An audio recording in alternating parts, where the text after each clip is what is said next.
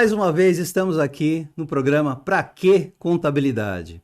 Hoje nós temos assim um convidado muito especial, que eu já faz tempo que eu gostaria de convidá-lo. O fiz por uma questão assim pessoal, parece que ele houve um acidente, né, no primeiro contato, né, que ele quebrou o braço ou ou a mão, uma coisa do gênero que o doutor havia me dito. E agora tenho o maior prazer de revê-lo.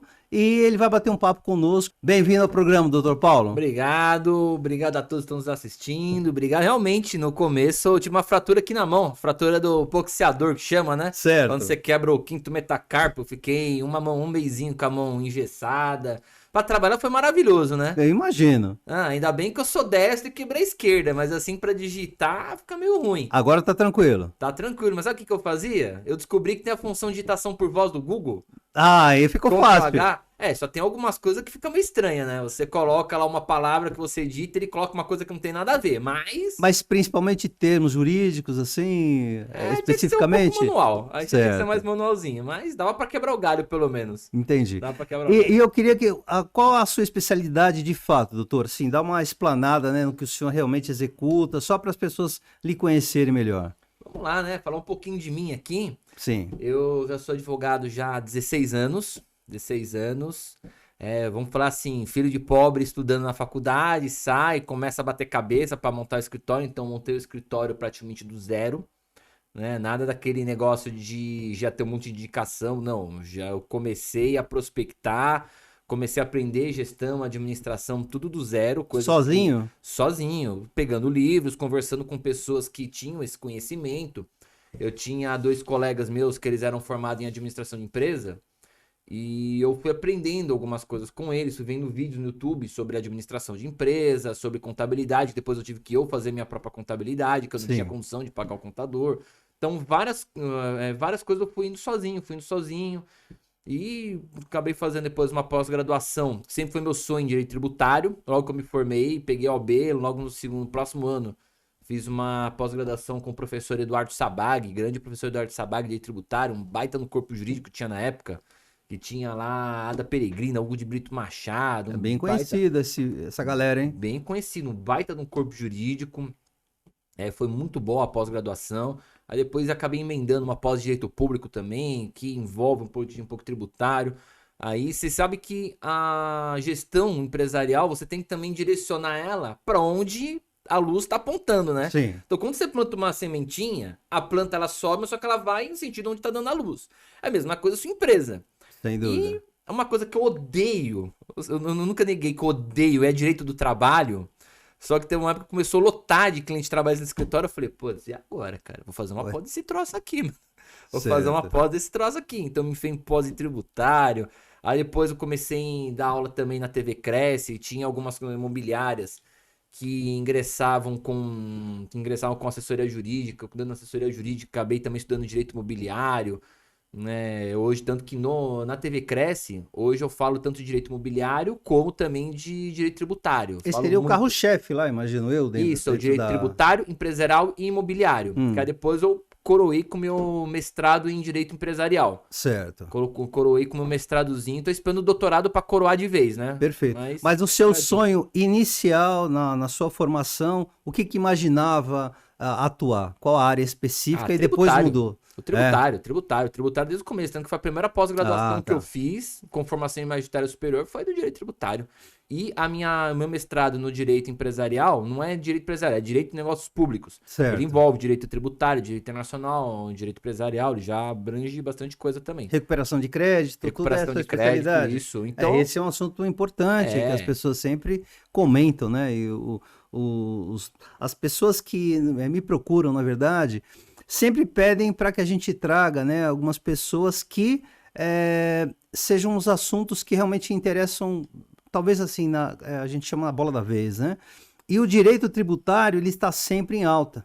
Então, eu já tive a oportunidade de entrevistar alguns colegas, né, alguns seus colegas, que sempre falaram, né, que são especialistas, né, tanto a previdenciário, trabalhista, agora no direito tributário, mais um. E eu gostaria de explanar algumas coisas, até separei, né, algumas questões aqui para a gente estar trocando figurinha. Mas assim, a sua especialidade, embora palestrante, apresentador, TV Cresce, professor, currículo é bastante extenso. Especialidade do escritório mesmo é direito tributário com recuperação de tributos e execução fiscal e a parte de direito imobiliário e empresarial. Certo. Mas o foco mesmo é o que a gente chama, dos meus olhos, é execução fiscal e recuperação de tributos. E está bem em ascensão hoje, essa atividade? Olha, o senhor percebe? Muita gente está com dívida fiscal. Então, recuperação de créditos fiscais, assim, defesa de execuções fiscais, parcelamento de dívidas tributárias, principalmente parcelamento, porque parcelamento, a pessoa entende assim, eu vou entrar no Regularize e vou fazer o parcelamento pelo Regularize. Sim. Beleza, aí qualquer um consegue fazer, tudo bem. Mas só que você vai fazer o parcelamento conforme o que o Regularize te dá. Por quê? Porque aquela forma de parcelamento, ele é feito conforme a sua capacidade de pagamento que a Procuradoria da Fazenda entende que você tem. Então, qual que é o outro trabalho que a gente faz também? São suposições, né? Exatamente, que ela entende. Exato. Então, a gente consegue fazer um laudo de capacidade econômica e impugnar aquilo para conseguir uma redução da forma de pagamento. Mas aí, doutor, mas aí veja bem, aí já entra eventualmente na minha área, né? Porque quando dá início, né, para fazer todo o parcelamento, é o tipo da página que o senhor não consegue sair, né? Para que muitas pessoas, né, tanto na previdenciária como tributária, quando você vai fazer qualquer tipo de negociação, eles limitam, né, um valor X ou parcela X, quantidade, né, que eu digo, e não consegue sair dali. Ali, as pessoas, ou seja, eu vou ter que jogar conforme a regra que estão me apontando. E o senhor está dizendo que não.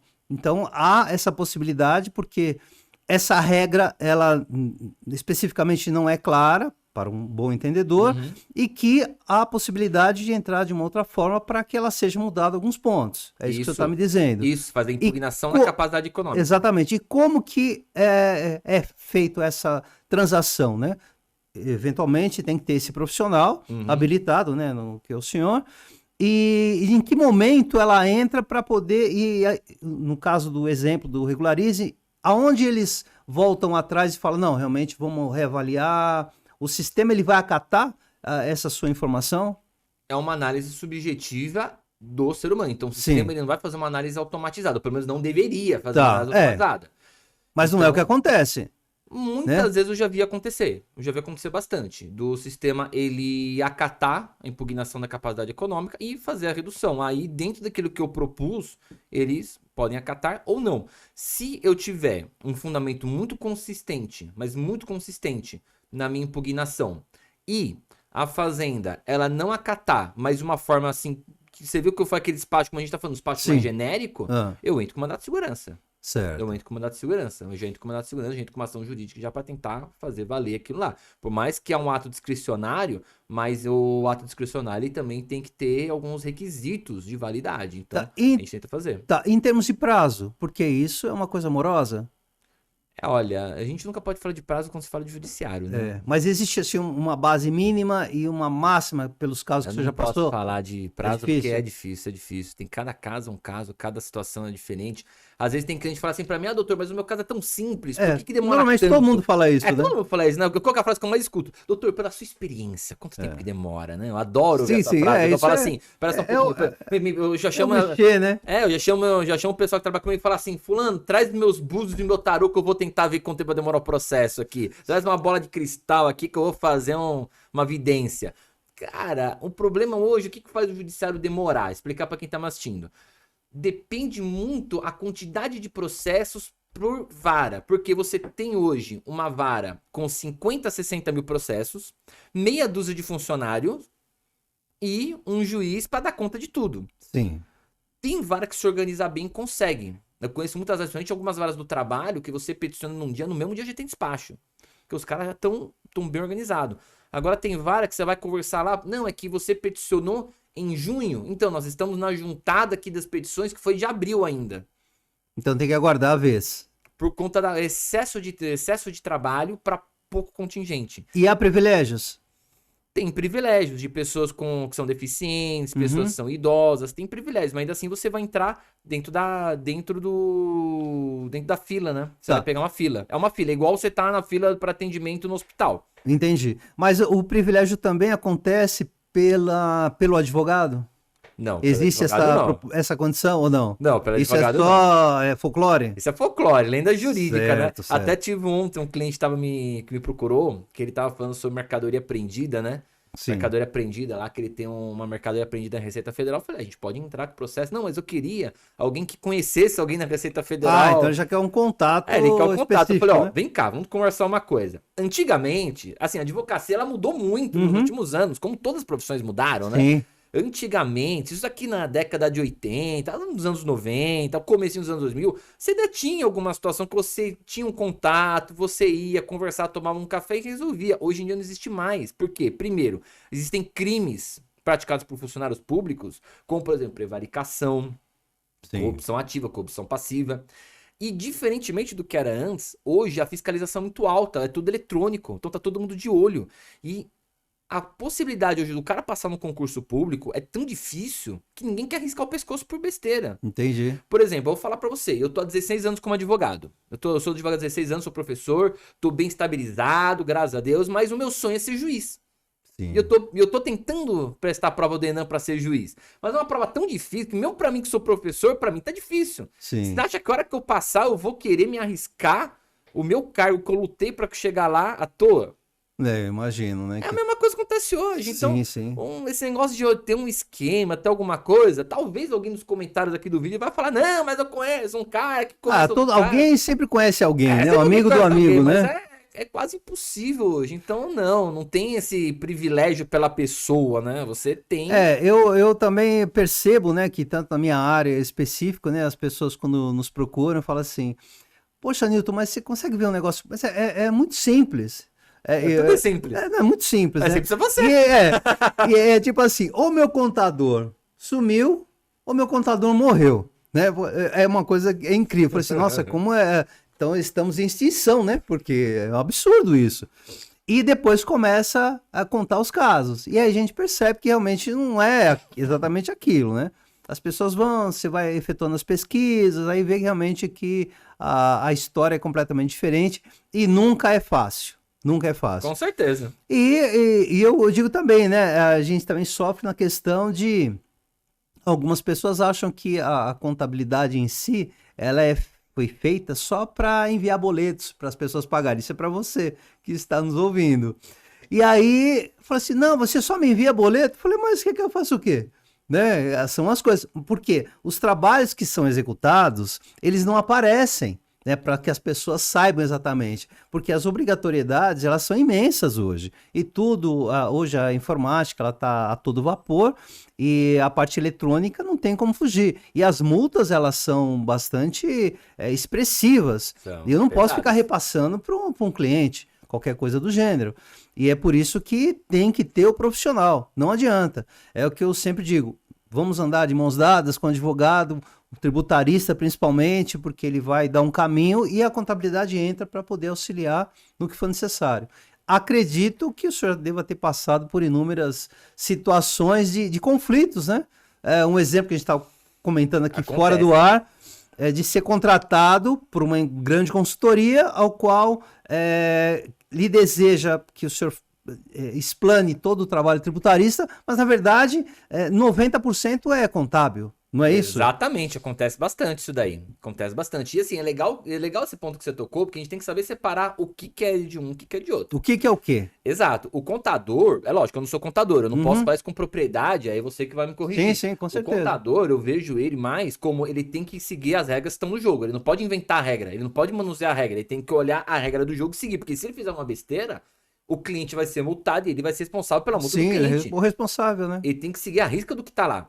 Por exemplo, vamos supor assim, muitos anos atrás, a pessoa quando fosse, muitos anos atrás, 2, 3 anos atrás, a pessoa quando fosse fazer o cálculo do PiscoFins de uma empresa do lucro real, cara, ele vai fazer com base naquilo que ele tem, ponto, Sim. Ele não vai inventar. Ah, mas tem aquela tese, peraí, aí o advogado que vai manusear isso, falando, olha, peraí, tem uma tese, porque se o PiscoFins ele entra no patrimônio, na contabilidade da empresa, com a base de cálculo do ICMS, com a base de cálculo do próprio PIS/COFINS, com a base de cálculo do ISS.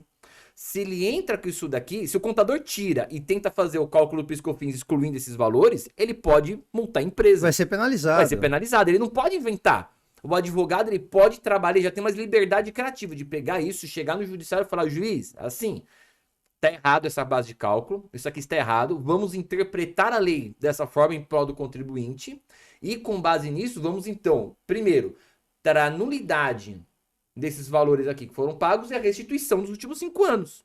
Esse é o trabalho do advogado. Então, são trabalhos diferentes. Sim. Ele tem que seguir os lançamentos, porque o contador faz obrigação acessória. Eu não faço obrigação acessória.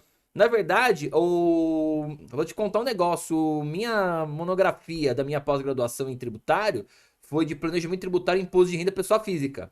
Eu não faço meu imposto de renda, não. É? Eu não sou doido. Entendi. Eu não sou louco. Eu mando pra alguém fazer. Vou eu fazer um imposto de renda? Eu não sou besta. Tem que passar profissional, né? É lógico. Então, cada macaco no seu galho. Verdade. Cada macaco no seu galho. Não adianta eu querer invadir a seara do outro que não vai dar certo. Hoje, onde que a gente chega nos problemas técnicos? Quando um quer invadir a seara do outro. Eu vi um caso que migrou para mim também, restituição. O contador ele foi fazer uma defesa administrativa de um cliente. Sim. Mas só que a defesa dele não estava uma defesa bem feita ao ponto de vista jurídico. Não estava uma defesa bem feita. Ok. Quando ele foi condenado no TIT, quando ele foi condenado na primeira instância, aí eu fiz o recurso pro TIT e no meu recurso eu consegui virar. Aí que eu entrei. Certo. Mas por quê? Aí meus fundamentos foram outros. Meus fundamentos foram totalmente diferentes, tudo com base em legislação, interpretação de jurisprudência. Então, às vezes as pessoas acham que fazer uma defesa é contar uma historinha pro juiz, escrever uma cartinha. Então, só vou contar minha versão dos fatos. Cara, se contar a sua versão dos fatos, se fosse fazer uma defesa, não precisava de mim. Contar a versão dos fatos, você chega e conta. Claro. Né? Não precisava de mim para fazer isso. Então, o trabalho é totalmente diferente. Melhor pessoa é quem está sendo como, prejudicado. por exemplo, na parte imobiliária. Na parte imobiliária, uns tempos atrás, você tinha muito da aplicação do ITBI. Porque o ITBI, o imposto de transmissão, ele incidia sobre o valor venal do imóvel. Certo. Então, você ia lá no valor venal do imóvel que a prefeitura calcula e vai calcular os 4% ou 6%, 8%, dependendo da localidade, do ITBI, e vai fazer o lançamento. Só que, olha como que funciona olha como que funciona o direito, porque o direito não é matemática.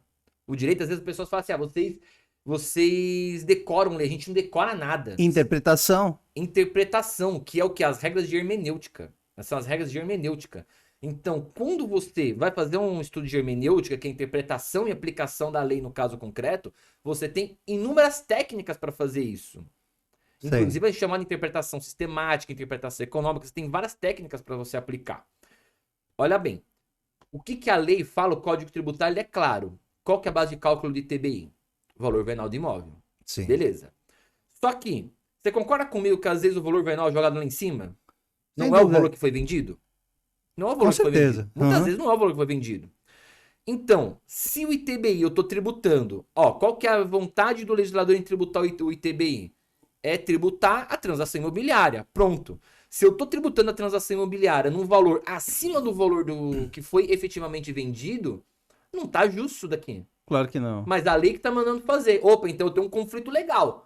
Porque a lei está mandando fazer. Então eu tenho que ir na fonte para checar o Nós valor vamos ver os princípios da lei. desse cálculo venal aí. Mas antes a gente vai interpretar, porque se eu for partir pelo valor do cálculo, o cálculo tá claro, a lei fala. É base de cálculo, valor venal, ponto, não tem discussão. Mas aí não teria que ir justamente para tentar confirmar se o valor é correto ou não? A primeira coisa que as pessoas pensam... Essa é uma outra questão que a gente faz muitas vezes no IPTU. Sim. No IPTU a gente faz. Tá errado esse cálculo. No IPTU a gente faz, tá errado. Você tá colocando prefeitura um valor que não existe. Sim. Mas no ITBI não. No ITBI não vai atrás do valor para ver se o valor tá certo. O que você vai fazer? Você vai falar o seguinte, olha... Tudo bem, o valor venal aqui de imóvel é 300 mil, mas só que o valor do contrato foi 200. O valor do contrato foi 200. Então, qual que foi o valor que expressou corretamente o valor do imóvel? O valor venal, que é o que a prefeitura diz que seu imóvel valia antes de uma alienação, ou o valor correto que foi alienado? Do contrato. Exatamente, a gente tava falando de futebol um pouquinho antes de Sim, entrar, sim. né? Eu lembro uma época, eu sou palmeirense roxo, não escondo ninguém. Deus. Eu lembro certo. de um jogador que era o Gabriel Veron, e tinha uma discussão, você lembra do Gabriel Veron? Lembro. Lembra? Eu lembro que tinha Lembro. uma discussão que ele valeu 80 milhões, mas só que chegava só proposta de 30 pra ele. Aí eu lembro que a discussão foi, quanto que é o valor desse jogador? Porque o Palmeiras falava que ele valeu 80 milhões. Mas aonde que tá que ele valeu 80 milhões se só chega a proposta de 30? E ele foi vendido a 25? Então qual que é o valor dele? É o Sei. valor de comércio, é o valor que chega a proposta, é o valor efetivamente que ele foi vendido. Por mais que eu acho que aquele Seria jogador valeu... fictício, né? O valor Exato. acima, né? Exato. E qual que é um dos princípios basilares do direito tributário? Eu não posso tributar com base em valor fictício. Uhum. Foi com base nisso, exatamente, que as teses começaram a entrar no judiciário, Sei. restituição de tributo. Falou, peraí, esse valor aqui foi tributado por 300 mil, mas o contrato foi de 200. Então, eu tenho uma diferença aqui. Você tem que me apurar essa diferença e me devolver essa diferença aqui. Tá. Aí alguns juízes davam, juízes negavam, ia recurso, até que chegou no STJ, STF, e foi decidido justamente isso, que o valor tem que corresponder ao valor do contrato, ao valor realmente do negócio jurídico. Originário, podemos dizer isso. Exato. E não o valor da base de cálculo. E aí, os legalistas ficam loucos, porque, não, mas tá na lei, cara. E é direito público, você tem que ser o que tá na lei. Mas de qualquer maneira, doutor, os pagamentos, eles de fato têm que existirem, né? Não pode ser, porque Não, seria eu não sonegação. posso tirar na minha cabeça. A menos que, te cortando, desculpa, mas aí tem uma solução. Eu posso entrar com mandado de segurança preventivo. O que é o mandado de segurança?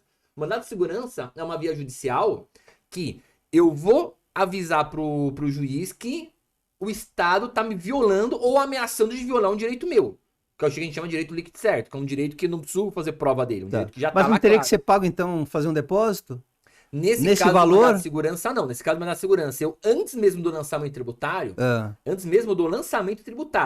eu vou impetrar, mandado de segurança preventivo. Vou falar assim, judiciário, ó, o governo ele tá querendo me tributar pelo valor venal, mas tem que ser pelo valor comercial. Então, dê a segurança para que eu seja tributado pelo valor do contrato. Sim. O juiz, se ele não conceder, não tem o que fazer. Se ele concede, pronto, eu tenho um documento para fazer no lançamento. Aí ele não pode, inclusive a prefeitura, me cobrar mais. Certo. Porque a decisão judicial, ela tem força de lei entre as partes. Dali para frente, ele não pode mais ser modificado. Não pode mais ser modificado, ele tem força de lei.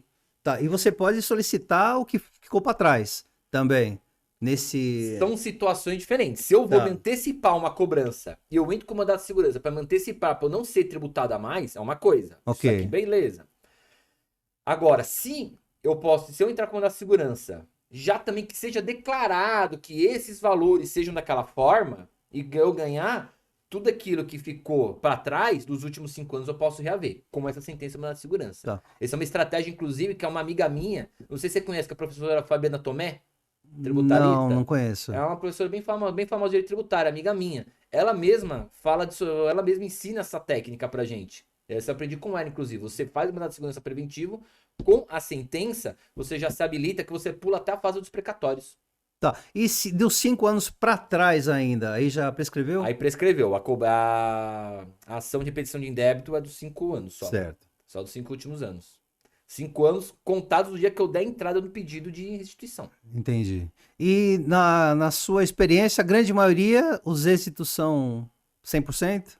Ou Depende muito a de cada interpretação caso, depende muito de cada do juiz caso. e etc. Depende, a gente tenta olhar quais são as teses que já estão valendo mais nos tribunais superiores. Como, Certo. por exemplo, o ITBI já está pacificado. Ok.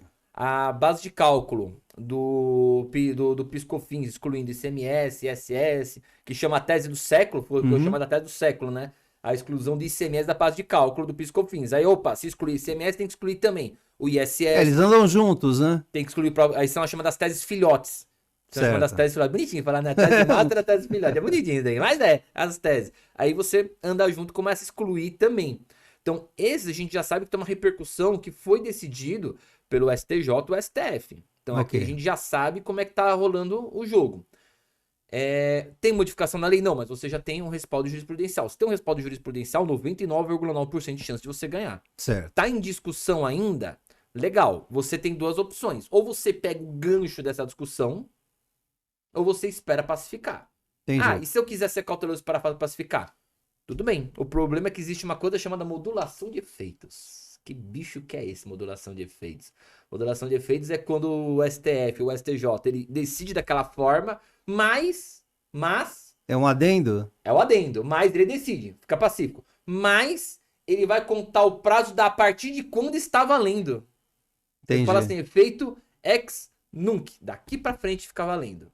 Então Tá. eu falar, vai valer a daqui pra frente. Que ficou para trás, já... Só quem já propôs a ação. Entendi. Aí, então quem não propôs a ação perdeu o direito. Aconteceu várias vezes isso daí. Uhum. Porque se ele abre retroativo pra quase todo mundo, se ele não modula esse efeito e abre retroativo pra todo mundo, você tem um sério risco de quebrar o caixa do governo. Com certeza. Você vai quebrar os cofres públicos. Então, ele muitas vezes uma questão política e necessária, importante, ele vai modular o efeito e fazer o efeito ex nunc. Daqui pra frente, tá valendo. Tá. Então, daqui pra frente tem que ser assim. Quem entrou com a ação dá beneficiado. Ótimo. Quem não entrou com a ação, Perfeito. não entra mais. E a diferença, dá pra gente apontar na questão do ITBI, o que poderia ser os 4% e o que poderia ser os 6%? Tem alguma, vou falar lógica, Você tá falando né? da alíquota? Da alíquota. Aqui a alíquota ela é fixada pelo município, né? Sim. Então a alíquota você Então não vai ela ter diferença. pode ter essa variação. A variação é da alíquota por município, que você vai discutir a base de cálculo. Uhum. Quem discute a base de cálculo. Então, se o valor venal do imóvel é 300 mil e você fez o contrato a 200 mil, mas peraí, o contrato tá escrito 200 mil, mas o cara recebeu 300. Bom, primeira coisa, ele tem um crime de fraude, tem um monte de coisa aqui, né? Que aí tem um monte de coisa errada. essa diferença tá sendo Exato. o caixa 2 por fora, qualquer Aí coisa alguém que o vala. descobre, aí o cara vai levar um processo criminal com tudo o peso da espada de Alá. Aí não Com tem certeza. aí não tem o que falar, mas vamos falar a pessoa que tá fazendo certo. Certo. Porque o cara que tá fazendo errado, a consequência vai vir. Esquece. Vai vir a consequência. Cruza informação de imposto de renda, cruza informação bancária. Então não tem como. Você vai cair a tua casa, seja hoje, seja daqui 5 anos, que é o prazo que você tem que fazer. Tua casa vai cair. Perfeito. Porque hoje a grande preocupação, né, um dos temas até que as pessoas, sabendo que o senhor iria vir, que estão muito, não vou falar aqui na moda, porque sempre existia essa preocupação dessa recuperação dos tributos, né? Então as pessoas acabam executando os pagamentos e recorrendo em seguida. Fala assim, não, porque o pagamento é indevido, seja ele na sua porcentagem total, isso que eu digo PIS, COFINS, ICMS, ISS, etc. E esse tipo de recuperação é uma coisa que, de fato, ela tem todo embasamento, tem toda um respaldo para que isso de fato dê certo. Sim. Ou também vai depender de caso a caso? Não, tem sim. É lógico, tudo a gente depende de caso a caso. O próprio Código Tributário, se eu não me engano, acho que é o artigo 165, se eu não tenho enganado, ele fala da repetição de indébito. No caso, seja um pouquinho até mais específico, na prestação de serviço em si, né, que não envolva vendas, não envolva comercialização. Depende de cada caso. Tá. Vai depender, porque o tributo, a gente tem duas certezas na vida. Uma que a gente vai morrer, uma que a gente vai pagar tributo. Sim. Certo? Então, tributo todo mundo vai pagar. Todo mundo vai pagar. Agora, tudo vai depender da espécie tributária em um momento, porque o tributo ele tem uma sequência de regras para cair. Então, por exemplo, o ICMS. O ICMS, cara, acho que o tributo que a gente mais trabalha hoje em dia é ICMS, Sim. né? O ICMS. Se eu tenho um ICMS em substituição tributária, um exemplo. Doutor, eu posso pedir recuperação? Tem cliente que chega e me fala assim, eu posso pedir, quanto que eu tenho que pagar de ICMS? Eu quero pedir tudo. Eu quero pedir tudo. Cara, não sei, eu tenho que analisar. Às vezes o cara quer, ele quer uma resposta na ponta da língua. Cara, na ponta da língua não existe. Mais ou menos, doutor. Não tem mais ou menos, cara. Não tem mais ou menos. Mais ou menos você vai lá, sei lá onde, vai na mãe de Ná que ela te dá um mais ou menos. Mas certo, não tem como, pô. Eu tenho que fazer um negócio bem feito aqui pra te dar. Aí pra eu poder te dar um mais ou menos. Isso pra eu te dar um mais ou menos, né? Então, eu vou olhar... Sem garantia, né? Exatamente. Vamos olhar primeiro qual que é a ideia da prestação do serviço. O que você faz? Eu sou um comércio varejista. Tá, você é um comércio varejista. O que você tem? Eu tenho essas mercadorias aqui de substituição tributária que chega para mim. Tá. O que nós temos para preparar? Eu tenho umas mercadorias aqui, por exemplo, que se deterioraram. Ficaram aqui. Vamos pensar no mercadinho, uma bombonière. Mercadinho, uma bombonière. O comércio varejista, ele comprou um lote de sei lá, de Coca-Cola, seja lá do que for, se deteriorou, estragou, não vendeu. Ou então... caiu como é que fala aquelas prateleiras lá que os caras usam? Aqueles de madeira? Como é que chama? Pallets. Caiu um pallet em cima, detonou tudo. Eu vou pegar essas notas e vou pedir a restituição do ICMS que a gente pagou nessas notas. Por quê? Porque o ICMS na solução tributária, ele é recolhido na fonte com toda a cadeia de operação antecipada e você tá pagando o preço na nota. Sim. Da sua operação. Só que faltou uma operação. Qual foi a operação? A sua para o consumidor final. Essa operação também é tributada. E faltou uma operação aqui na cadeia. Então você tem uma operação que não se realizou, mas já foi antecipado o pagamento. Aí você pede restituição. Ou então, outro exemplo. Ah, esse daqui é certo? Esse já é certo. Esse, inclusive, o CARF, se eu não me engano, ele já também falou. Não, o CARF não, mas... Bom, ó, até a própria Secretaria da Fazenda já pacificou isso. Não tem discussão. Não tem discussão. Ah, nunca aconteceu isso. Então vamos ver. Qual que é a sua outra situação? Eu sou Simples Nacional. Simples Nacional, legal. Onde você tem que enquadrar no Simples Nacional? Tá na anexo 2 lá? Tá. Na guia DAS que você paga no final do mês, você já tem especificado o ICMS. Uhum. Só que se você tá pagando ICMS aqui e tá comprando uma mercadoria que o ICMS está incluso em substituição tributária, você tá pagando ele 2 vezes. Se você está pagando às vezes, né? uma bitributação. Aqui você pode também pedir. Ah, esse é certo? Esse ainda não é certo. Esse aqui é discutível. Eu geralmente, como ainda é uma tese, uma discussão, o que eu faço? Não, os valores também são pequenos, são valores assim que excedem 60 salários mínimos, né? São valores que estão dentro de 60 salários mínimos. 60 salários mínimos, eu posso ir no chamado Juizado Especial da Fazenda Pública, que é como se fossem pequenas causas. Sim. Contra o governo. Se for acima disso? Aí você tem que ir para a vara comum e pagar custas. Pagar custas. Porque qual que é a diferença? Eu indo para o juizado, eu não pago custas. Então, eu não tenho gasto inicial com o cliente.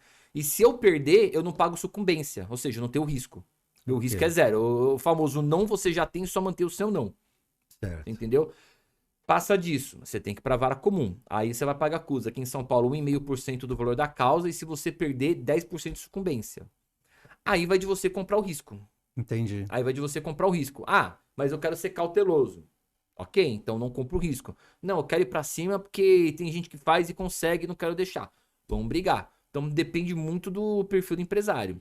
O que deixa a pessoa, às vezes, que eu vejo muito, isso é legal até para quem tá nos assistindo, o contador que tá nos assistindo, saber. O que o pega muito? Bendita televisão. Sim. Bendita televisão. Por que bendita televisão? Você abre lá algum canal, não posso ficar falando de canal, não vou ficar falando de canal. Mas até porque ninguém me patrocina. Um canal bem conhecido, né? Alguns canais bem conhecidos, né? Que mostra lá julgamento no STF, que liberaram político. É a notícia, né? Essas notícias que algumas notícias são mal interpretadas e mal dadas. Porque assim, se você olhar o STF como um órgão que só defende político, é porque você tá assistindo muita televisão. Se você olhar os outros julgamentos de outras matérias que eles dão, tirando esse ramo de político, você vai ver que não tem nada a ver com o que você estava achando. São coisas totalmente diferentes. Então, se você assiste muita TV, começa a olhar esses pronunciamentos políticos e não entende... Aqui vamos entrar num ramo um pouquinho mais complicado, assim, né? Mas você não entende, porque o julgamento político ele é feito porque a maior parte das pessoas que estão lá foram postas por eles...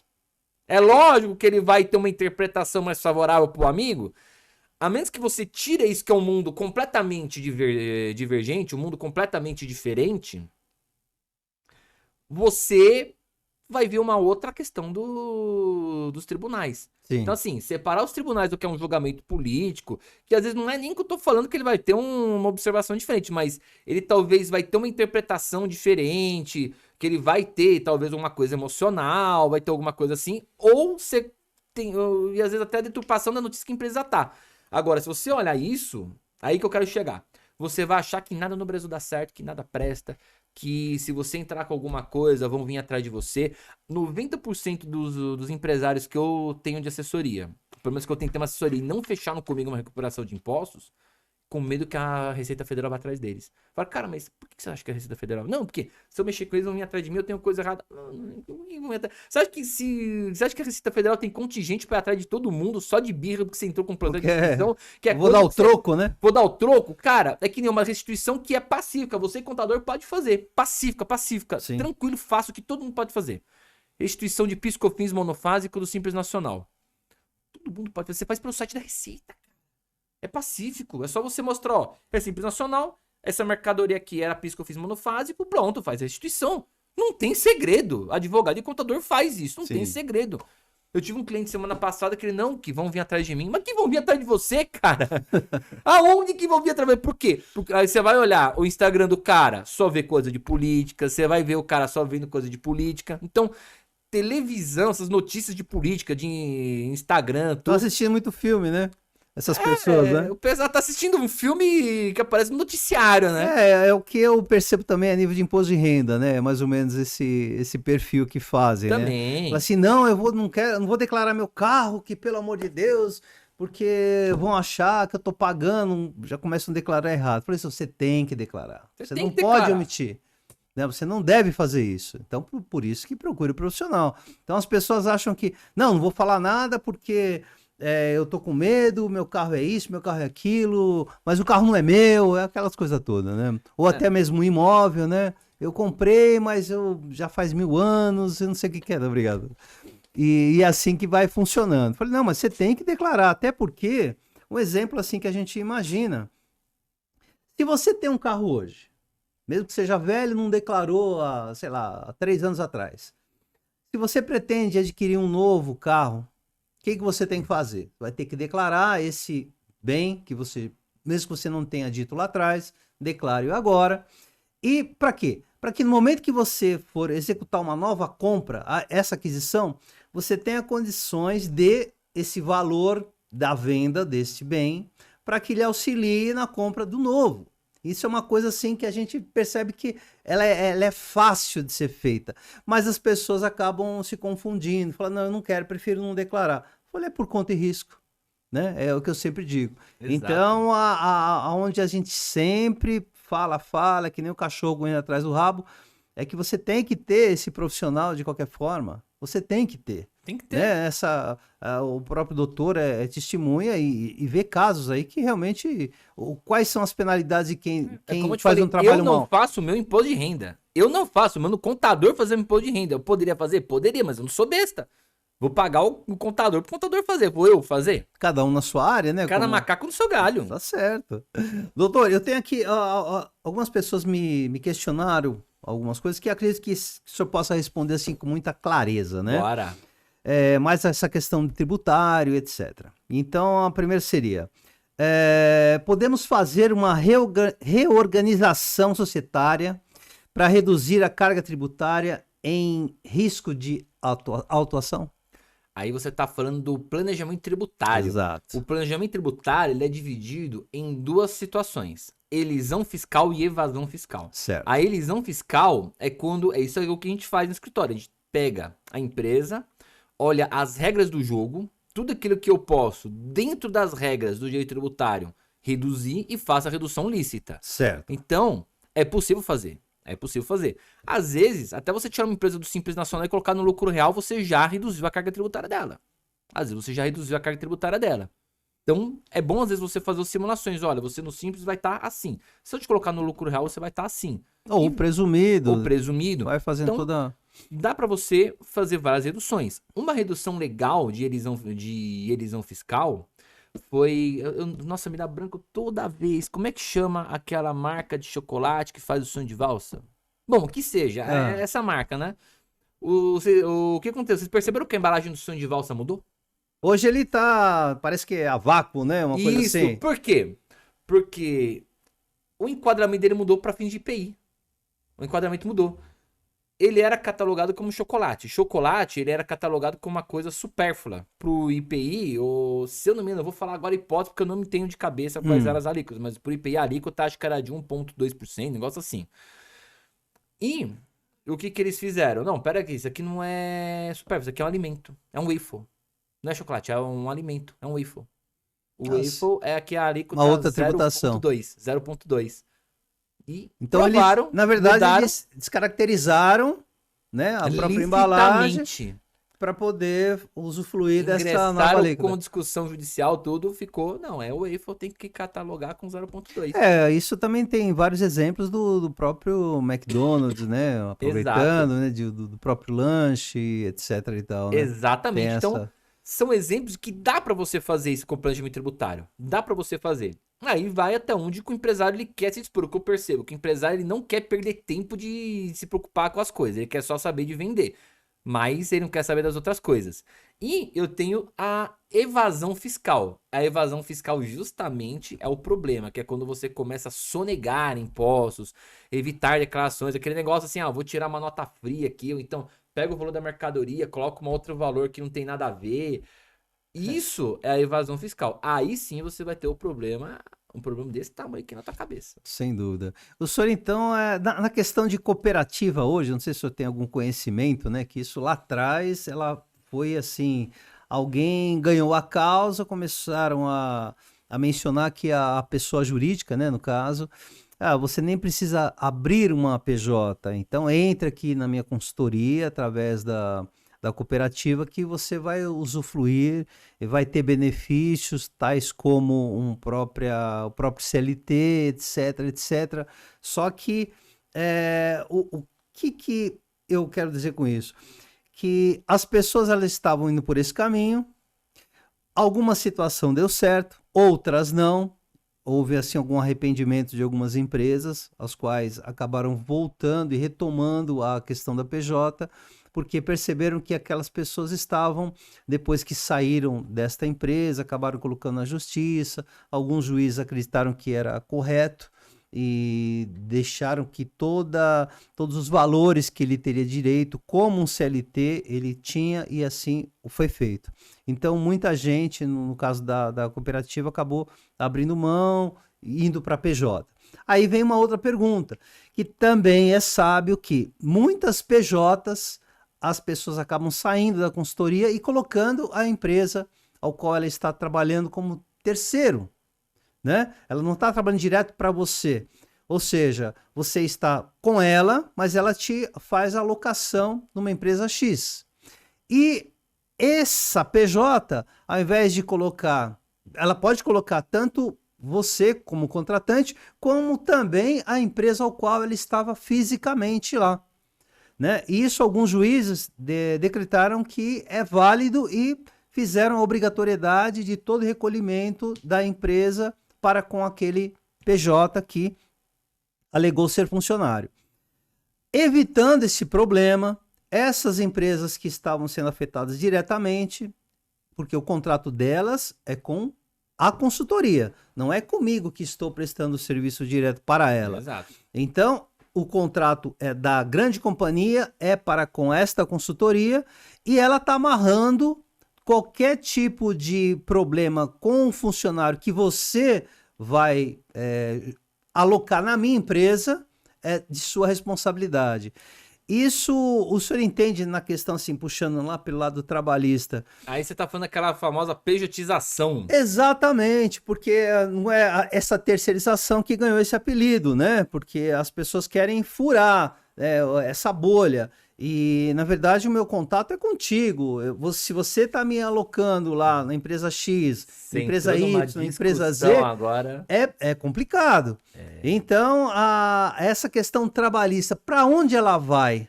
Agora você puxou uma situação complicada que é a da pejotização. Por quê? Se eu não me engano, você tem, acho que era a súmula 331 do TST, se eu não me engano, né? Que ela falava justamente sobre isso. O que acontece? No seu trabalho, você sempre teve essa discussão no reconhecimento de vínculo. Por quê? Exatamente. Eu preciso ter, para reconhecimento de um vínculo, os requisitos do contrato de trabalho, que é o do artigo 2 e 3 da CLT. Eu preciso ter um empregador e eu preciso ter um empregado, que é aquele que tem habitualidade, subordinação, aquele cara que está recebendo salário, que tem dependência econômica. Então, tem alguns requisitos lá. E todos os requisitos têm que estar preenchidos. Automaticamente, ó como é que funciona a hermenêutica aqui. Eu tô fazendo aqui uma linkagem. Então, eu tenho que ter um empregado, empregador. Eu tenho que ter o artigo 9 da CLT, que ele vai falar o quê? Qualquer contrato que seja feito com o intuito de fraudar direitos trabalhistas ou simular direitos diversos, ele é nulo. Sim. E eu tenho um outro princípio que diz que o direito trabalhista ele é irrenunciável. Então, o trabalhador não pode renunciar ao próprio direito. Certo. Com base em todo esse panorama, nós temos aquele seguinte entendimento. O cara tá trabalhando na empresa, beleza. Ele tem horário para entrar, horário para sair? Tem horário para entrar, horário para sair. Beleza. Ele recebe o salário no final do mês? Sim. Bate cartão? Bate. Tem subordinação? Tem que prestar conta, ele não tem autonomia de fazer o que ele quer. Tá, e como é que tá o contador dele? Não, ele é PJ, emite nota fiscal. Cara, não tem como você falar que esse cara não é um funcionário. Então, o seu trabalho cai matando, dizendo que, ó, peraí, você pode até ser um PJ, mas você tem todos os requisitos do contrato de trabalho. Então, subentende-se que você está nessa situação porque a empresa exigiu. Que se não fosse exigido pela empresa, você não estava lá. Sim. Se não fosse exigido, você não estava lá. Até porque mais uma outra interpretação. Considere-se que o empregado ele é hipossuficiente. Ele está abaixo do empregador, então ele é vulnerável. Até por isso, já foi numa audiência trabalhista? Já. Onde que senta o empregado, já percebeu? Sim. Do lado esquerdo. Uhum. Por que do lado esquerdo do juiz? Que está no coração do juiz. Certo. Ele é o único que é diferente. Geralmente, o autor na vara civil, ele senta aqui, à direita. Na trabalhista, ele senta-se à esquerda, porque ele está mais pro lado do juiz. Então, na dúvida, o juiz deveria pender pro empregado, porque é a parte mais vulnerável. Então, com base em tudo isso, ele vai entender o quê? A empresa se aproveitou disso para evitar encargos fiscais, para evitar vínculo trabalhista, que é muito mais caro para a empresa. Então, vamos apagar esse troço todo aqui e você vai reconhecer o vínculo dele com todo o peso da lei, todos os recursos. Então, você vai colocar a anotação na carteira de trabalho, vai recolher o INSS dele desde o diazinho que tá lá, o FGTS, e aí você vai dar os direitos que ele talvez não teve de férias, não, e suponhamos que ele não tinha, porque, vamos falar uma coisa, se o cara é PJ, se ele tem férias 13º, aqui tem um problema meio de... Aí o problema a gente fala que tá entre a tela do computador e a cadeira, né? Uhum. Então, não é meio complicado. Mas, quando começou essa discussão na justiça, começou a se falar o que agora, recentemente? Peraí, mas a pessoa, ela também se aproveitou com incentivos fiscais, porque ela tá pagando menos, tá tendo mais benefícios com PJ do que sendo CLT. Uhum. Então, você passou a vida inteira com PJ, você chega agora e quer ser CLT? Que, não, vamos decidir isso daqui. Foi onde a STF parou. Falou, não, peraí. Tem alguma coisa, porque que não detectou de início, né? Exatamente. Então é isso que o STF está fazendo. Ele parou todos os processos, suspendeu todos os processos que falam sobre isso, que eles vão decidir qual que é a tese que vai vincular. Então eles vão colocar estudar qual que é a melhor tese e o que eles vão vincular. Porque na mentalidade deles, não tem que ir para o seu trabalho. Tem que ver se não é caso de justiça civil. Porque se é justiça civil, eu não estou falando de relação de trabalho. Você ficou todo esse tempo com incentivos fiscais. Você ficou todo esse tempo aqui, sem pagar INSS lá pela contribuição reclamante, que é mais barato. Pagando uma guia aí de... Quanto que tá hoje? Tá mais ou menos R$80, né? Um DAS, R$82, né? R$82 por mês. Que já tá contribuindo o seu INSS. E agora você vem falar pra mim que você não quer? Você quer ser CLT? Então vamos parar tudo aqui, nós vamos ver qual que é a regra que vai valer. Sim. Então, por enquanto, tá parado para ver qual que é a regra que vai valer sobre isso. É bem complexo, né? Todo esse tema aí, né? Exatamente, porque o seu trabalho, inclusive, antes de você continuar, ela tá brigando porque ela acha que tem que continuar o entendimento do seu trabalho. Então, o TST tem esse entendimento, o STF tá querendo ir para um outro entendimento. É a potosfera. E quem vai dar o crivo? É o STF, que é o que manda, né? O STF é o guardião da Constituição, é ele que manda. Certo. Ele que vai cravar qual que é a regra que tem que seguir. Entendi. Perfeito. Uma outra questão aqui, doutor, nessa questão também de natureza jurídica, de verbas trabalhistas, né, que a gente estava explanando aqui. A ajuda de custo paga ao funcionário entra na base do cálculo do INSS, fundo de garantia? Na verdade, são verbas salariais. Salariais, né? Se for verba salarial, aí ele já tem que entrar. Tem que entrar, perfeito. A gente já estava explanando esse assunto aqui. E uma questão assim também dessa tributação e da distribuição de lucros, né? Porque aquela empresa que eventualmente teve... a distribuição de lucros pode ser feita isenta mesmo com débitos fiscais ou contabilidade irregular?